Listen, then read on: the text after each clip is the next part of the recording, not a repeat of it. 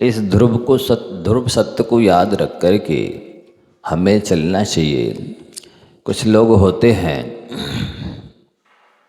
जो जन्म से महान होते हैं, कुछ लोग होते हैं जो महानता हासिल करते हैं, और कुछ लोग होते हैं जिन पर महानता थोप दी जाती है। आप देखें अपने में, आप किस में आ रहे हैं?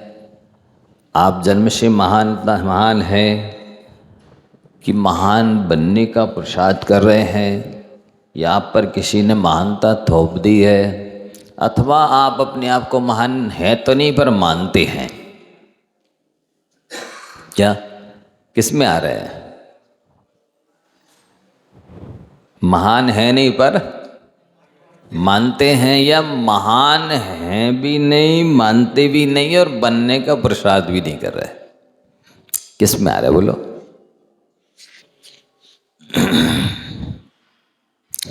कुछ लोग जन्म लेते हैं जमाने के लिए, कुछ लोग जन्म लेते हैं जमाने के लिए, कुछ लोग जन्म लेते हैं मोक्ष जाने के लिए, कुछ लोग जन्म लेते हैं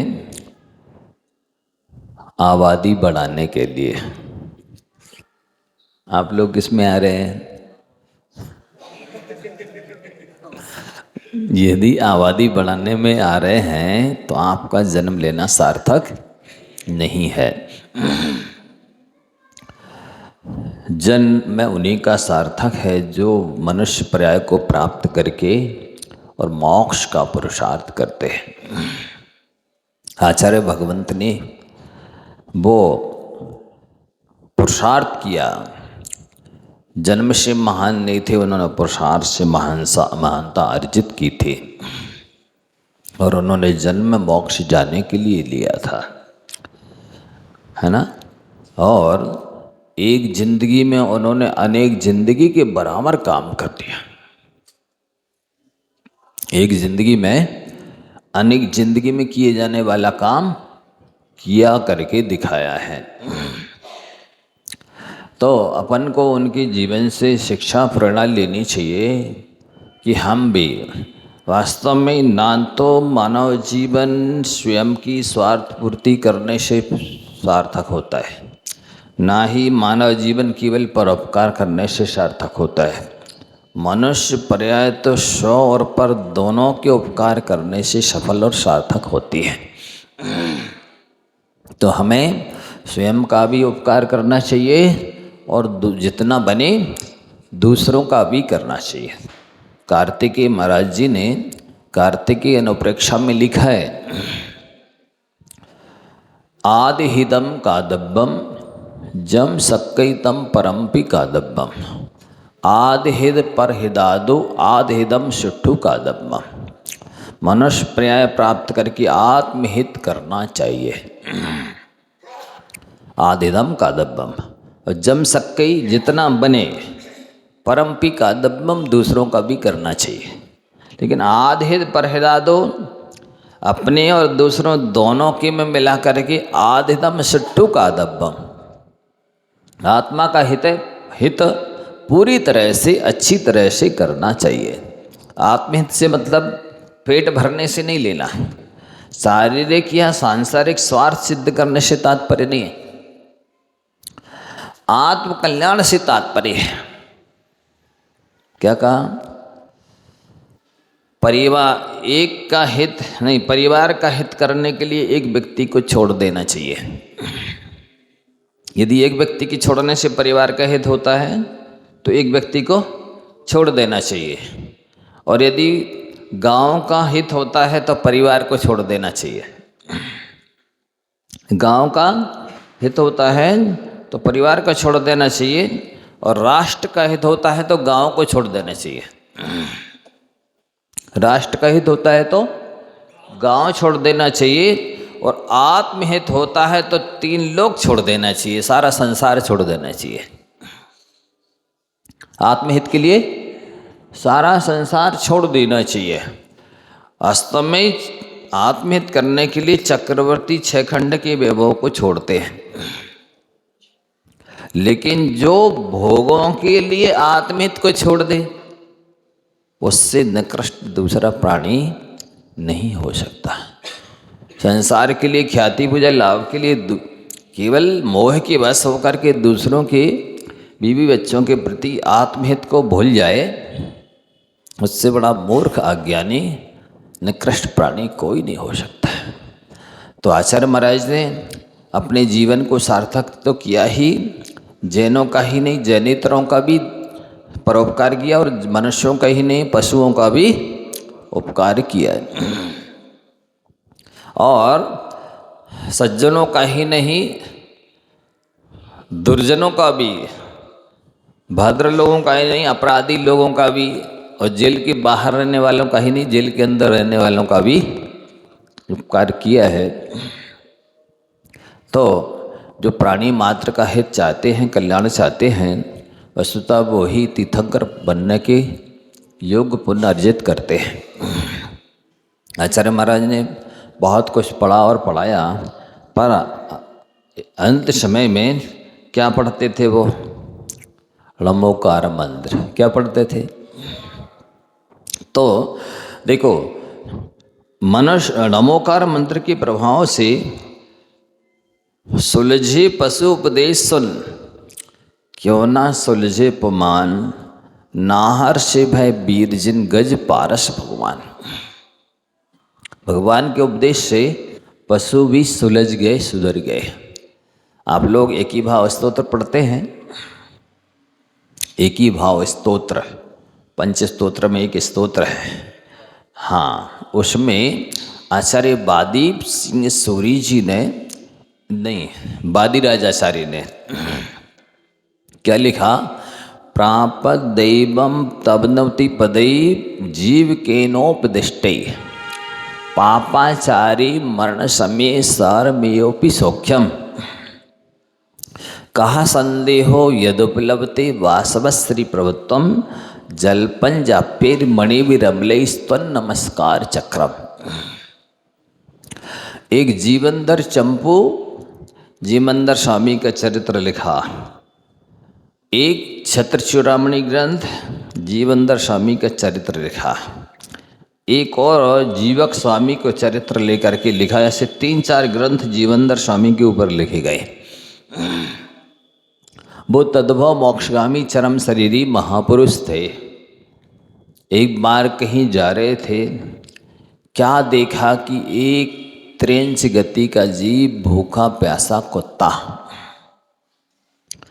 कई दिनों का भूखा प्यासा था, उसको जब कुछ भी खाने पीने नहीं मिला तो भटकते भटकते वहाँ पहुँचा जहाँ पर कि कुछ लोग यज्ञ कर रहे थे।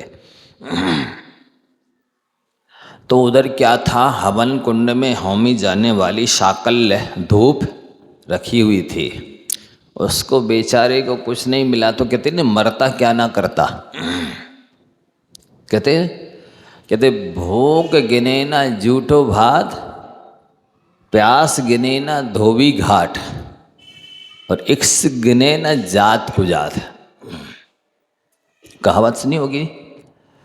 तो भूख के समय व्यक्ति कुछ भी खाने को तैयार हो जा। अभी आपको क्षुधा की कैसी वेदना होती है इसका एहसास नहीं है। जब भूख लगी तब खा लिया, जब प्यास लगी तब पी लिया, तो आप क्या जाने कि भूख की वेदना कैसी होती है।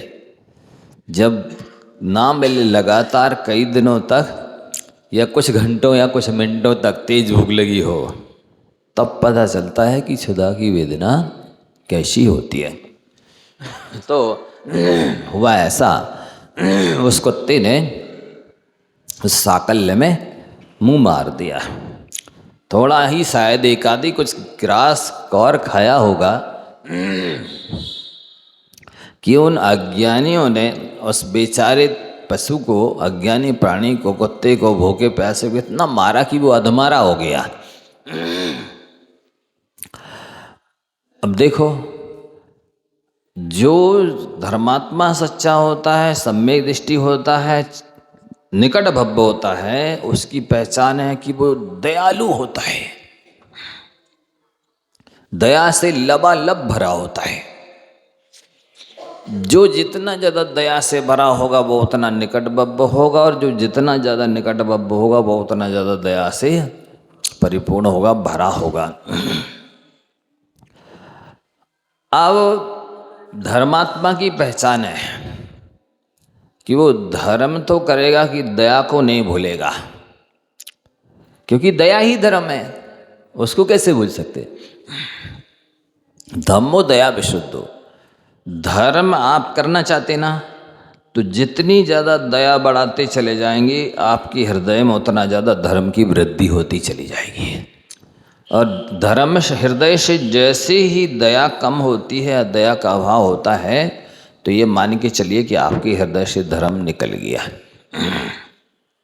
अब आप कितने ही पूजा पाठ करते रहे, व्रत नियम संयम पालते रहें, यदि दया नहीं है तो धर्म बिल्कुल भी नहीं है। नहीं महाराज हम पूजा कर रहे हैं, हम दान दे रहे हैं, कुछ कर रहे हैं, नहीं, वो धर्म नहीं है। धर्म क्या है? दया धर्म है। दया के साथ में यदि पूजा पाठ है कोई आवश्यक करते हो तो उसका अनंत गुना फल है, और दया के अभाव में उसका कोई फल नहीं है। वे हवन तो कर रहे थे, यज्ञ तो कर रहे थे, लेकिन धर्म का स्वरूप नहीं समझते थे कि धर्म क्या है। पुण्य कमाने के लिए मान लो कोई व्यक्ति हवन कर रहा हो और किसी जीव को, ये कुत्ते ने जूठा कर दिया, शाकल्य को इतना मारा कि वो अधम मरणासन्न हो गया, इसका मतलब है कि धर्म का स्वरूप उन्हें पता नहीं था। जीवनधर स्वामी वहाँ से निकले तो उनका हृदय उसी तरह तड़प उठा जिस तरह से वो कुत्ता तड़प रहा था। धर्मात्मा की ये पहचान है। आचार्य महाराज ने एक हाई को लिखा है, पर की पीड़ा निज की करुणा की परीक्षा लेती है। ऐसे कुछ शब्द हो सकता है अंतर हो। पर की पीड़ा, आपके हृदय में कितनी दया है, करुणा है, अनुकंपा है, उसकी परीक्षा होती उस समय जब कोई दुखी प्राणी हो। यदि उस दुखी प्राणी को देखकर आपका हृदय दुखित हो जाता है और तन मन धन से आप उसका सहयोग करने के लिए तत्पर हो जाते हैं, तो इसका मतलब है आपके हृदय में करुणा है, दया है, अहिंसा है। और किसी को दुखी देख करके भी आप उपेक्षा करके चले जाते हैं अथवा समर्थ होते भी सहयोग नहीं करते हैं, तो आप धर्मात्मा नहीं है। स्वयं के स्वयं, इसीलिए स्वयं आतंकवादी हो आप, स्वयं के स्वयं शत्रु हो आप, धर्मात्मा के वेश में बगला भगत हो, झाड़ी में सके या छुपे शिकारी के समान हो। इसलिए दया का ख्याल हर हालत में रखना है, प्राणी मात्र के प्रति रखना है, चाहे जैन हो या जैनेतर, मनुष्य हो या पशु, पर पंचेंद्रिय हो या एक इंद्रिय।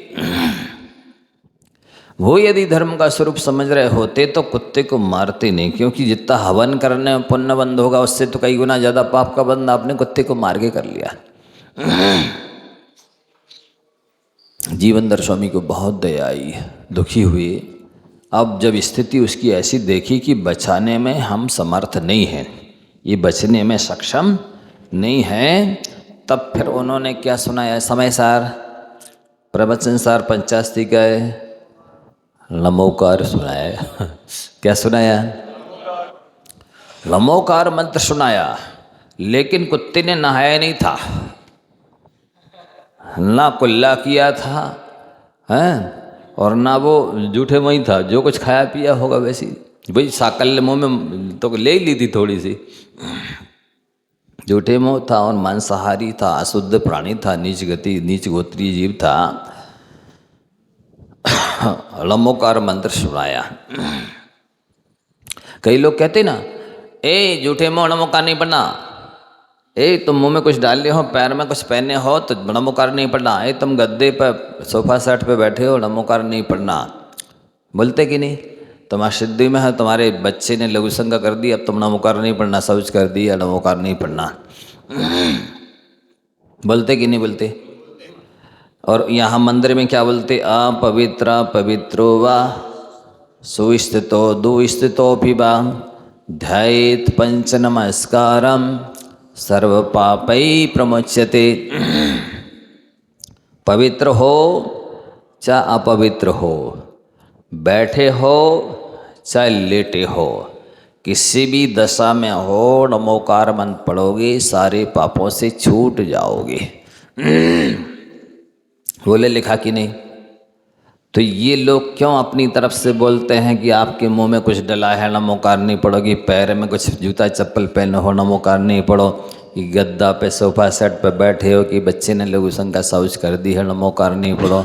ये मना अपनी तरफ से क्यों करते हैं? बोलो, ये जिन आज्ञा का हनन नहीं है, है? बोलो। अच्छा आप मान लीजिए कहते हो नहीं नहीं शुद्धि में नमोकार पढ़ना चाहिए, तो हम आप लोगों से पूछना चाहते हैं, किसी व्यक्ति को लगातार उल्टी हो रही है और वो उल्टी बंद नहीं हो रही, ना बंद होगी, और वो मर जाएगा, कुल्ला नहीं कर पाएगा, बोलो नमोकार पढ़े कि नहीं पढ़े? कि भी नहीं नमोकार पढ़े मर जाए? क्या राय है आप लोगों की? है बोलो। उसने कुल्ला नहीं किया है, पढ़े कि नहीं? और मान लो किसी को दस्त लग रहे हैं और वे बंद नहीं हो रहे और होंगे भी नहीं, वो मर जाएगा, बोलो नमोकार पढ़े कि नहीं पढ़े? हैं? शुद्धि नहीं की उसने, हैं? पढ़ना चाहिए ना। अथवा किसी को बैठ सूल हो गए हैं और उसमें से मवाद रसम बह रही है और वो बहती रहेगी जिंदगी भर, वो मर जाएगा, बोलो नमोकार पढ़े कि नहीं पढ़े? है? और कोई महिला एमसी से है और वो शुद्धि में नहीं है और वो मर जाएगी ऐसी स्थिति में, बोलो या नहीं मरेगी, चलो नमोकार पढ़े कि नहीं पढ़े? हैं? वो महिलाएं क्या बोलेंगी? नहीं नहीं नमोकार नहीं पढ़ना। वे कहेंगी मंदिर नहीं जाना, भगवान को नहीं देखना छुट्टी के दिनों में, और गुरु को भी नहीं देखना, और जिनवाणी नहीं पढ़ना छूना। ये तो ठीक समझ में आता है कि मंदिर नहीं जाना, जिनवाणी नहीं छूना, अशुद्धि गंदगी नहीं फैलाई, तो समझ में आता है, ठीक है। लेकिन अब दूर से भी दर्शन हो रहे हों तब भी दर्शन नहीं करना चाहिए, कौन से शास्त्र में लिखा? गुरु के भी दूर से दर्शन हो रहे हों और फिर नहीं करना चाहिए, कौन से शास्त्र में लिखा? कोई शास्त्र का प्रमाण देगा कोई? जिनवाणी है, मान लो ये प्रवचन जा रहा है कान में किसी के आजू बाजू रहने वाले की, वो अशुद्धि में है, तो नहीं सुने, या मोबाइल या टीवी चल रही उसमें कोई धार्मिक प्रवचन चल रहा है तो नहीं सुने, ऐसा कहाँ लिखा है? बोलो। और इसके लिए तो मना करते हैं कि दूर से भी भगवान को नहीं देखो, दूर से भी गुरु को नहीं देखो, और दूर से भी प्रवचन नहीं सुनो। पर जो नहीं करना चाहिए, वे बर्तन मांजेंगे, सूखे सुखाएंगे और सूखे रखेंगे उठा के, कपड़े धोएंगे, सूखे कपड़े उठा के रखेंगे, झाड़ा बतौली सब करेंगे, और वे सब्जी बनाएंगे, हैं, और दे देंगे लो अशुद्धि में, और उन्हीं बर्तनों, क्या बोलते, बर्तनों में खाएंगे पिएंगे, सोफा सेट पे गद्दों पे उन्हीं पे बैठेंगे सोएंगे, हैं, अनाज शोधन करेंगे, नुकाएंगे। ये कहाँ लिखा बताओ? ये कर सकते अशुद्धि में? तो ये सारी तो गंदगी अशुद्धि फैला रहा है? और दूर से भी भगवान के दर्शन नहीं करना, कहाँ लिखा है? वो दूर से भी गुरु के दर्शन नहीं करना, कहाँ लिखा है? आवाज़ आ रही हो धर्म की कोई प्रवचन इत्यादि तो नहीं सुनना चाहिए, कहाँ लिखा? ये उल्टा करते हैं। यहाँ के लोगों की बात नहीं कर रहे, तो बहुत अच्छे हैं, अन्यत्र की बात कर रहे हैं। तो अब इसमें कुत्ते ने नहाया नहीं था, कुल्ला भी नहीं किया था, और जीवनधर स्वामी ने भी नहीं नहा था, तो जा रहे थे कहीं मनोरंजन टहलने गया किसी काम से, उन्होंने भी कुल्ला नहीं किया था, और नमोकार मंत्र सुनाया, और उसका प्रभाव क्या हुआ मालूम? वो कुत्ता यक्षेंद्र बना। क्या बना? यक्षों का इंद्र। असंख्यात देवी देवता उसके अंडर में हो गए, असंख्यात देवी देवताओं का स्वामी, मालिक, बॉस बन गया, इंद्र बन गया, असंख्या डायरेक्ट। और असंख्यात जन का भवन, संख्यात जन का जिनालय, और सैकड़ों हजारों देवांगनाएं, लाखों उसकी स्फटिक की माला भी लेके नहीं फिर रहा था वो, उसने 1 लाख माला का नियम भी नहीं लिया था, फिर भी और अधमरा हो गया था, मरणासन्न। कितना उसको माने मन लगा होगा लमोकार सुनने में। कई लोग कहते हैं ये जो काउंटिंग मशीन लेके चलते फिरते जाप कराए, ऐसी जात होती है कहीं? चलते फिरते भी जाप की जाती है? नहीं की जाती? बोलो। शास्त्रों में लिखा है, अभी प्रमाण दे रहे हैं हम, इसमें लिखे हैं शास्त्रों के अनेक प्रमाण। चलते फिरते भी कर सकते हैं और अशुद्धि में भी कर सकते हैं। अब वो कहेंगे मन तो लगा ही नहीं रहा। देखो इसका उत्तर सुनो, सारे प्रश्नों को उत्तर दे रहा हूँ, ये सारे प्रश्न उठाते हैं लोग। 33% पुण्य मन का मिलता है, 33 वचन का और 33 काय का। अब मान लो मन नहीं लग रहा आपका लमोकार के जाप करने में, तो 33% कम कर दो। और वचन भी नहीं लग रहा, हम संस्कार बस माला फेर रहे हैं और बात आपसे कर रहा है, सो मन भी नहीं लग रहा, वचन भी लग रहा, तो 66% मन का हो गया और वचन का कम हो गया।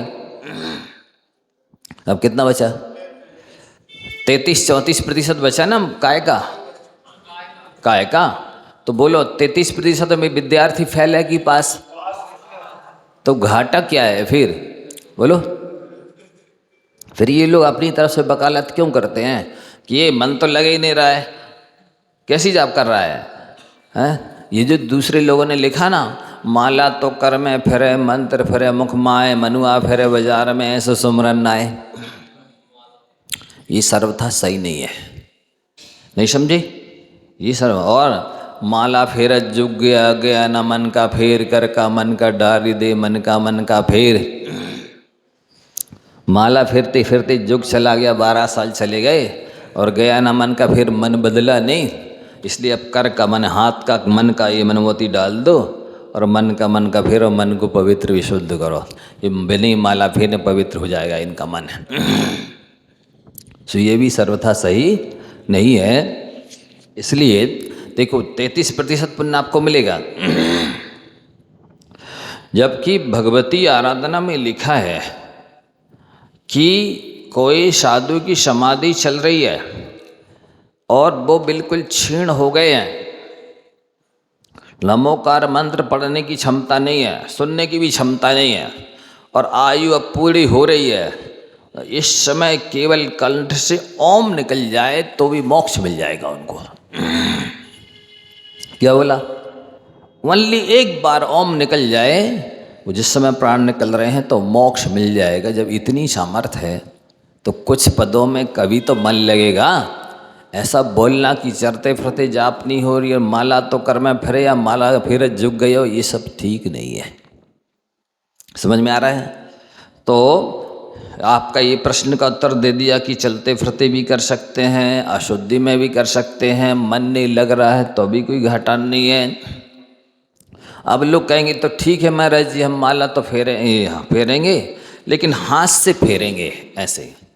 तो देखो ऐसा है, हाथ से कोई माला चलते फिरते नहीं कर सकता। क्यों नहीं कर सकता है? क्योंकि अब पंचम काल के जीवों का मन चंचल है, कलुषित है, काला है, कठोर है। जिस भी वस्तु और व्यक्ति को देखता है उसी के बारे में सोचने लगता है, ध्यान भटक जाता है। क्या होता है? और जब काउंटिंग मशीन आपके हाथ में रहेगी तो वो हरदम आपको नमोकार की याद दिलाएगी कि नमोकार पढ़ो, कहाँ चले गए। एक बात। दूसरी बात यह है कि उस काउंटिंग मशीन को पहनने से पॉजिटिव सकारात्मक एनर्जी आती है, ताकत आती है, और सकारात्मक सोच आती है, पॉजिटिव थिंकिंग आती है। साथ ही वो काउंटिंग मशीन सुरक्षा कवच है। देखो आपको बताता हूँ, एक बासुदा का लड़का ये काउंटिंग मशीन पहना था मेरे चतुर्मास के बाद से, उसने 1 लाख माला का नियम लिया। उसको साइड पे जाना पड़ता है 4 व्हीलर से, 5 बार एक्सीडेंट हो चुका है, गाड़ी मिट गई, कांच फूट गए, लेकिन वो काउंटिंग मशीन की वजह से उसको इतनी सी खरोंच भी नहीं आई। एक पठारी के सज्जन भी, हमारा चतुर्मास हुआ तो वहाँ भी, तो उन्होंने 1 लाख माला का नियम लिया। वो कहीं जा रहे थे पति पत्नी मारुति से, ऐसा एक्सीडेंट हुआ कि मारुति 3 पलटी खा गई, सारी गाड़ी मिट गई, सारे कांच फूट गए, लेकिन उस काउंटिंग मशीन की वजह से पति पत्नी को इतनी सी खरोंच भी नहीं आई। और तो और उनका पानी भी नहीं लुढ़का। उन्होंने प्रतिमा भी ली थी मेरे से, सो शुद्धि का भोजन पानी लेके जा रहे थे, सो पानी भी नहीं लुढ़का, बिल्कुल कुछ भी नहीं हुआ। तीसरा है, एक महिला पठानी में सुबह सुबह जाप करके उठी, थोड़ा हल्का सा अंधेरा सा था, उसने कहा फर्स्ट फ्लोर पर ये क्या बेल्ट क्यों डाल दिया किसने रास्ते में, उठा के टांग दे। वो था काला नांग, वो उठाने को उठी, वो सर से नीचे से जीना से नीचे उतर गया। काउंटिंग मशीन हाथ में थी तो कुछ नहीं हुआ, फन मार सकता था लौट के, कुछ भी नहीं हुआ। विदिशा में भी हमारा प्रवास था, इसी पर प्रवचन बोला तो एक बाबा जी बहुत दुबली पतली से काउंटिंग मशीन पहने रहते थे, वो जाप करते थे। 2 गैयाँ इस तरह से टकराई, आपस में लड़ी और एक दूसरे को घसीटते हुए आई, 4 अंगुल दूरी से कट गई दूर, उसके ऊपर धक्का देती गिर जाती, मर जाता वो व्यक्ति। ऐसी सैकड़ों घटनाएं हैं इसकी लंबोकार संबंधी कि वो काउंटिंग मशीन पहनने से अनेक दुर्घटनाएं टल जाती हैं। तो सुरक्षा कवच भी है। और सुनो इस महामंत्र की महिमा। गुरुनाम गुरु पूज्य आचार्य ज्ञान सागर जी महाराज, गुरुदेव के गुरु ज्ञान सागर जी महाराज जी के सन में 3 बाबा जी थे, पंडित भूरामल जी, पंडित राजमल जी, पंडित भूरामल जी, सूरजमल जी, 3 बाबा जी थे। एक बार भूरामल जी तो बने आचार्य ज्ञान सागर जी, राजमल जी बने आचार्य अजय सागर जी, और पंडित सूरजमल जी प्रतिष्ठाचार्य थे। तो एक बार वो ट्रेन से कहीं यात्रा में जा रहे थे, एक तांत्रिक मांत्रिक योगी आया, उसने अपने तंत्र मंत्र के प्रभाव से ट्रेन का एक डिब्बा पूरा खाली कर दिया। अचिंत्य हुई प्रभावा मणि मंत्र औषधि नाम, मणियों का मंत्रों का औषधियों का अचिंत्य प्रभाव होता है, उससे मंत्र के प्रभाव से पूरा डिब्बा खाली कर दिया। लेकिन वे बाबा सूरजमल जी जाप करते हुए जा रहे थे, इसलिए उसके मंत्र तंत्र का कोई प्रभाव उन पर नहीं पड़ा। आप नमोकार मंत्र पढ़ते हुए जा रहे हैं तो किसी भी तंत्र मंत्र का आप पर प्रभाव नहीं पड़ेगा, कैसी भी हस्ती हो। वो आया कि देखें तो सही कोई बैठा तो नहीं है, देखा एक बाबा तो बैठा है, कहता है बाबा उठो। भाई क्यों उठे, हमारे पास तो रिजर्वेशन है। उसको गुस्सा आया, कहता देखता हूँ, और वो गया डिब्बे के बाथरूम में। सो उसने बेताली विद्या का आह्वान किया, जिसको मूठ बोलते हैं, हाँ मारण विद्या, उसको आह्वान किया। विद्या उसको सिद्ध थी, आ गई। उसने कहा जाओ उस बाबा का काम तमाम कर दो। वो बेताली विद्या गई और वो तो जाप कर रहे थे, सो उनका कुछ बिगाड़ने में समर्थ नहीं हुई। सो 3 परिक्रमा लगाई और वापस आ गई। उसने दोबारा बोला नहीं जाओ उसका काम तमाम करो, फिर गई। वो तो जाप कर ही रहे थे, सो फिर कुछ नहीं कर पाई, 3 परिक्रमा लगा के फिर वापस आ गई। उसने तीसरी बार भेजा, नहीं हमने इसीलिए बुलाया है, उसका काम तमाम करो। अब उसका एक नियम है कि जो व्यक्ति सिद्ध करता बुलाता है वो जिसे भेजे मारने के लिए, यदि उसको नहीं मार पाई तो फिर जिसने भेजा है उसको मार देती है। जब तीसरी बार भी बाबा जी का कुछ बिगाड़ने में समर्थ नहीं हुई तो आके उसी योगी को मार डाला। जब थोड़ी देर बाद बाबा जी लघुशंका गए तो देखा कि मरा पड़ा है। वो समझ गए कि अभी बोल के गया था कि मैं देखता हूँ कैसे नहीं उठते हो, इसने मुझे मारण विद्या भेजी होगी, बेताली विद्या मूठ मारी होगी, और मैं जाप कर रहा था इसलिए मेरा कुछ भी करने में समर्थ नहीं हुई, इसी को मार डाला। तो नमोकार मंत्र की ऐसी महिमा है कि आप पढ़ेंगे, इसलिए वो हम मशीन आप लोगों को दे रहे हैं कि आप बैठ करके जाप नहीं कर सकते। अच्छा बताओ कौन कितनी माला फिरता है रोज? माताएं बहनें तो कुछ 2 4 5 एक फिरते, 2 फिरते, 1 2, हाँ कोई 7 फिरता, 2 फिरता। मतलब बहुत कम लोग हैं। अब आपको यदि मान लो हम कहें कि आप माला फेर, तो आप बैठ के नहीं फेर पाएंगे। लेकिन इस काउंटिंग मशीन से आप 100 माला फेर सकते हैं। नेमावर में पूज्य आचार्य गुरुदेव विराजमान थे, तो हम लोग भी थे उस समय साथ में। आचार्य महाराज ने कहा जाओ आप लोग बाबा ने जाके तीर्थ यात्रा वंदना करके आ जाओ। तो हम कुछ महाराज गए और बावन गजा की तीर्थ यात्रा वंदना करके लौट रहे थे, तो अंजड़ में एक छोटा सा इतना बच्चा वो ये काउंटिंग मशीन पहने था। मैंने कहा बेटा ये क्या है? बोलता महाराज जी हम नमोकारमन पढ़ते हैं और इससे गिनती करते हैं। मैंने कहा हाँ मिलती है? बोलते महाराज जी हाँ मिलती है, ले आऊँ? मैंने कहा ले आओ। वो ले आया। तो वो उसी समय के बाद मेरा बिहार हुआ। मैंने पहन ली ऐसे पहनी और लगभग 10 किलोमीटर मुश्किल से चले होंगे, वो 10 माला हो गई पहली बार में। अब मेरा चिंतन चला ये तो अच्छी चीज़ है। जो भी वृद्ध हैं, व्यस्त हैं, बीमार हैं, बिना पढ़े लिखे हैं, इससे सबका कल्याण हो जाने वाला है।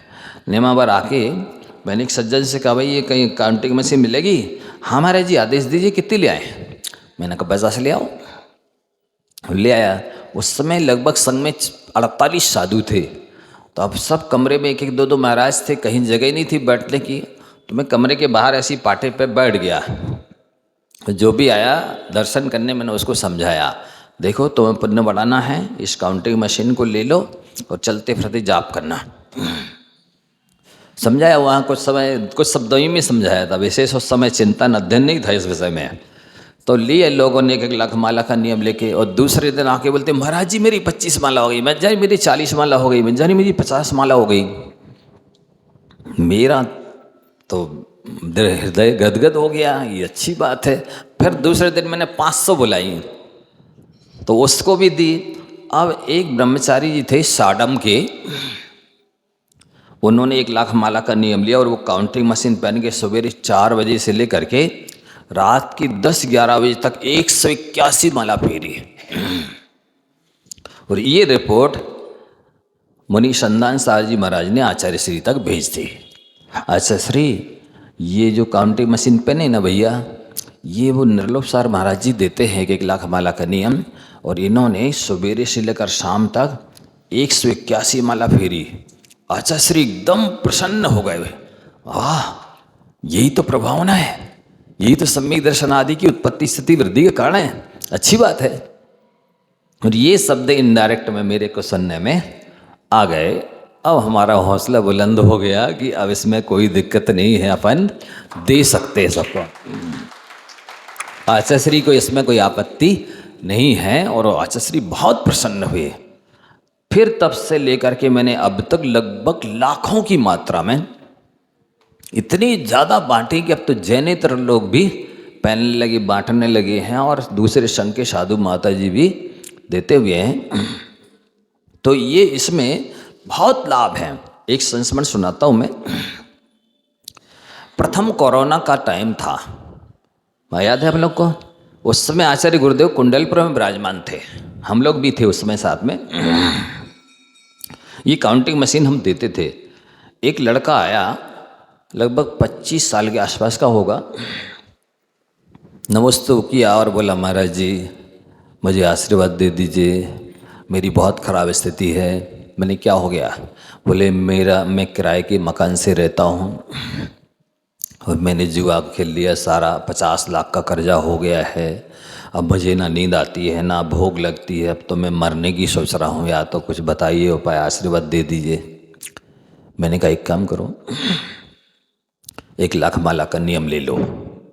वो कहता महाराज जी हम तो 9 बार नहीं पढ़ते हैं, आप 1 लाख माला की बात कर रहे हैं। मैंने कहा नहीं, तुम गुरु के पास आए हो, नियम ले लो, सब ठीक होगा, एक दिन भगवान बनोगे। उसको श्रद्धा हो गई, जम गई बात। ठीक है गुरुदेव आप कहते हैं तो मैं नियम ले लेता हूँ। उसने 9 बार नमोकारमन पढ़ा, 1 लाख माला का नियम ले लिया। और वो कोरोना पहला वाला जो भयानक था ना, खतरनाक, जब लोग ना व्यापार से हर चीज़ से एकदम डरे हुए दहशत में थे, और सब व्यक्ति सैनिटाइज करके रखते थे एक चीज़ एकदम। तो कोई काम नहीं। उस व्यक्ति ने बढ़ाते बढ़ाते 100, 125, 150 माला तक फेरी, और लगभग मैंने 1 लाख माला का नियम दिया था, उसने 4 साल में लगभग 2 लाख माला कर ली। 1 लाख माला में 1 करोड़ 8 लाख मंत्र होते, उसने 2 करोड़ 16 लाख मंत्र कर लिए। अभी पिछले साल आया था जब हम बीना में थे, बीना इटावा में, तो हमें नहीं मालूम था। उसने आके बताया, महाराज जी मैं आपके पास 4-5 साल पहले कुंडलपुर में आया था, आपने मुझे 1 लाख माला का नियम दिया था। तो मैंने कहा क्या हुआ? बोले महाराज जी मैंने आपके आशीर्वाद से 2 लाख माला कर ली हैं, और जैसी लगभग 2 साल हुए मेरा सारा कर्जा चुक गया, और मैंने लगभग 50 लाख का तो अकेला मकान बना लिया है।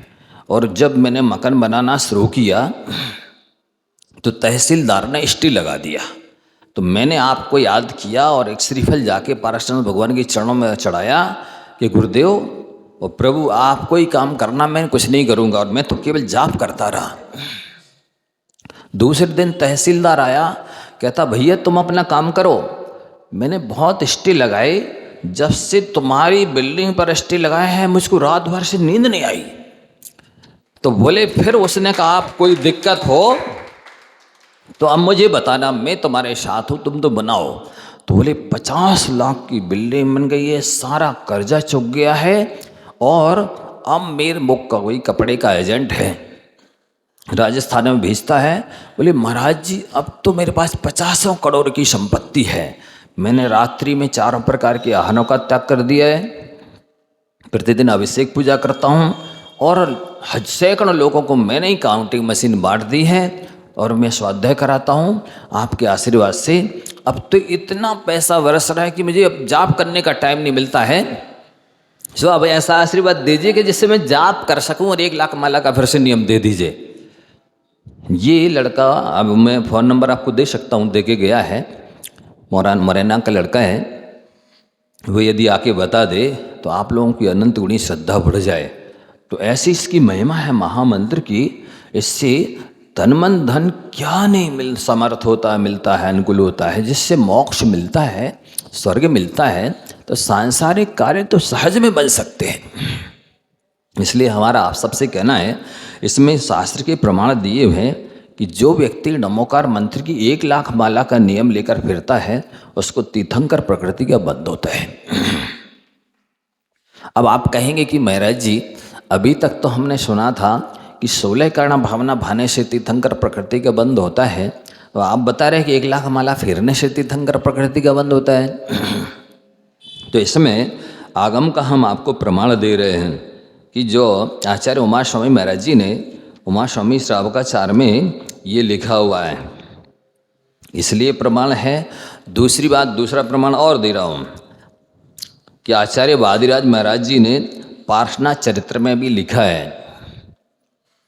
तीसरा ये है कि आपसे हम पूछना चाहते हैं कि 16 कारण भावनाओं में एक अरहद भक्ति है कि नहीं है?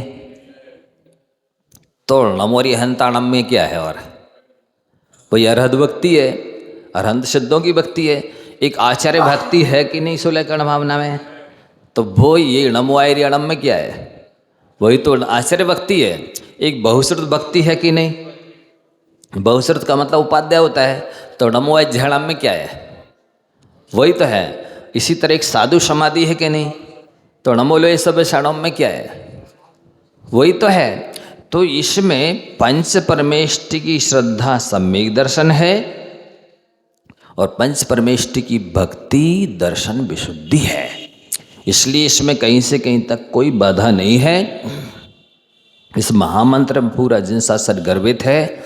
हमारा आप सबसे कहना है, आप सभी लोग 1-1 लाख माला का नियम ले लेवें। इसमें घाटे का सौदा नहीं है, नियम टूटने का डर नहीं है। क्यों नहीं है? कभी ज़्यादा माला फेरेंगे तो भी चलेगा, कभी कम माला फेरेंगे तो भी चलेगा, कभी व्यस्ततावश बिल्कुल नहीं फेल पाएंगे तो भी नियम नहीं टूटेगा, क्योंकि टारगेट ज़िंदगी भर का है। और आयु पूरी कभी भी हो जाए, पूरा 1 लाख माला का पुण्य मिलेगा। क्यों? क्योंकि आपने तो नियम लिया है फेरने के लिए, आपकी भावना है हम फेरेंगे, आप फेर भी रहे हैं, आयु पूरी हो गई, आपकी कोई गलती नहीं है। LIC है स्पेशल क्वालिटी वाली, क्योंकि LIC में पिता जमा करेगा तो पुत्र को मिलेगा, लेकिन इसमें आप ही को जमा करना और आप ही को मिलना है। अब मान लो कोई ये कहे कि महाराज हम फेरेंगे तो पर नियम नहीं लेंगे, तो इसका उत्तर भी सुन लो।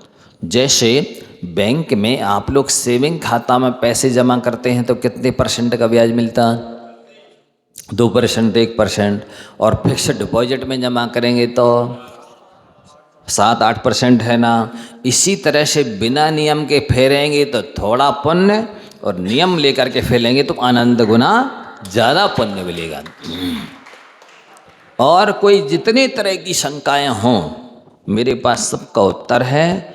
आप एक बात ध्यान रखना, जैन समाज में बिना पढ़े लिखे, बिना फीस के, बिना मांगे सलाह देने वाले वकीलों की कमी नहीं है। इसलिए आप लोग इन फ्री के वकीलों से सावधान रहना। कोई शंका हो गए तो हमसे आके समाधान कर लेना। सभी लोग 1-1 लाख माला के संकल्प के लिए 9 बार नमो कर पड़ेंगे। आप सबको काउंटिंग मशीन दे दी जाएगी, उसमें पानी नहीं जाना चाहिए, नहीं तो बंद हो जाएगी। और देखो इस पुस्तक में पीछे कोरे कागज हैं, तारीख डली हुई है। एक बार पढ़ा अपन ने नमोकार मंत्र और दबा दिया। 108 मंत्र की एक माला होती है। जब 1 लाख माला फेरेंगे तो मंत्र कितने हो जाएंगे? 1,08,00,000। सब ध्यान से सुन रहे ना? बाद में कहने लगते महाराज जी हमने तो समझा था कि 1 लाख मंत्र पढ़ना। क्या समझा था?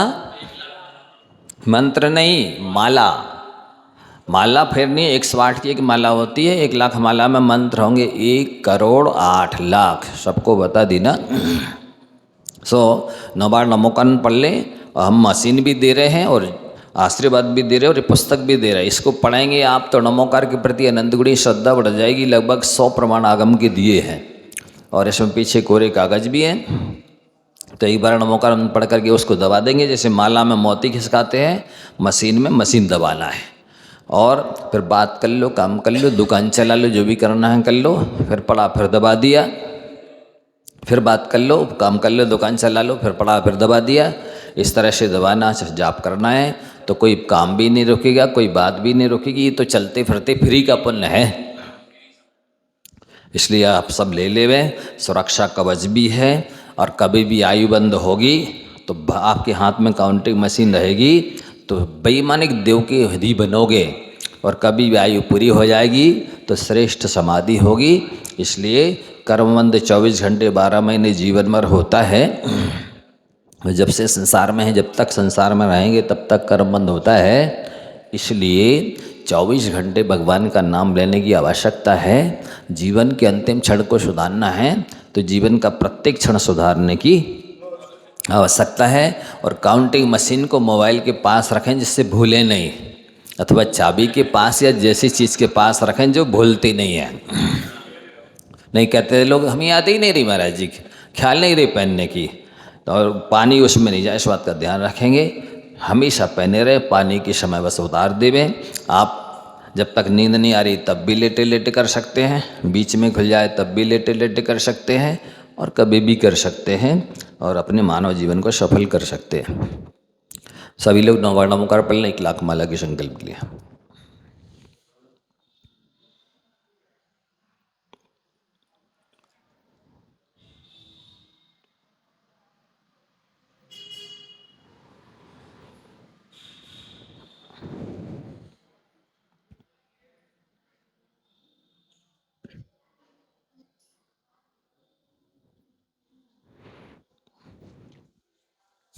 और एक बात है, जैसे अपन किसी को धर्म में लगाते हैं तो वो जितना धर्म करेगा उसका 16.5% लगभग पुण्यपान कुल मिलेगा, क्योंकि अपन ने प्रेरणा की है।